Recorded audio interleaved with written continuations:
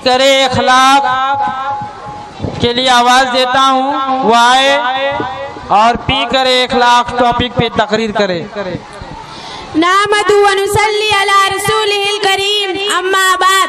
मोहतरम सद्र मुअज्जज़ सामाईन इकराम, मेरे प्यारे भाइयों और बहनों, अस्सलाम वालेकुम।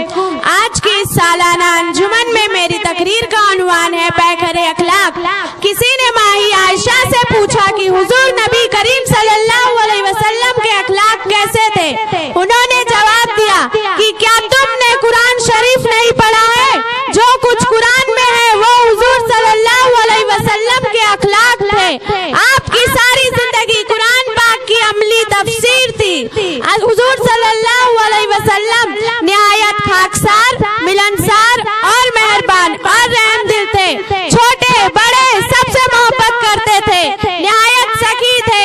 आपने उम्र भर में भी कभी किसी के सवाल पर नहीं कहा। खुद भूखे रहते और दूसरों को खिलाते। फयाजी और दुनिया के माल से बेताल्लुकी का ये आलम था कि घर में नकद के किस्म से कोई चीज भी होती तो जब तक वो सब खैरात न कर दी जाती आपको चैन न पड़ता। एक बार फिदक के रईस ने 4 ऊँटों पर गल्ला भेजा, उसको बेचकर कर्ज अदा किया गया, फिर भी कुछ बच रहा। आपने फरमाया कि जब तक कुछ भी बाकी रहेगा मैं घर में नहीं जा सकता। चुनांचे आपने पूरी रात मस्जिद में गुजार दी। दूसरे दिन जब गल्ला तकसीम हो चुका तब आप घर में तशरीफ ले गए। आप यतीमों से मोहब्बत करते और उनके साथ भलाई के ताकीद फरमाते। इरशाद हुआ, मुसलमानों का सबसे अच्छा घर वो है जिसमें किसी मुसलमान बच्चे के साथ भलाई की जा रही हो, और सबसे बुरा घर वो जिसमें किसी मुसलमान बच्चों के साथ बुराई की जा रही हो। आपकी लाडली प्यारी बेटी हजरत फातिमा रज़ी अल्लाह अन्हा, जिनकी हालत ये थी कि चक्की पीसते पीसते हथेलियां घिस गई थी। मुश्क में पानी भर भर के लाने से सीना पर नीला दाग पड़ चुका था। उन्होंने एक दिन आपसे खात्मा के लिए दरखास्त की। आपने फरमाया कि बेटी, बदर के यतीम तुमसे पहले दरखास्त कर चुके हैं। एक रिवायत में है कि ऐ बेटी, शिफा के गरीब तालिबाने दीन का अब तक कुछ इंतजाम ना हो सका तो तुम्हारी दरखास्त कैसे कबूल की जाए?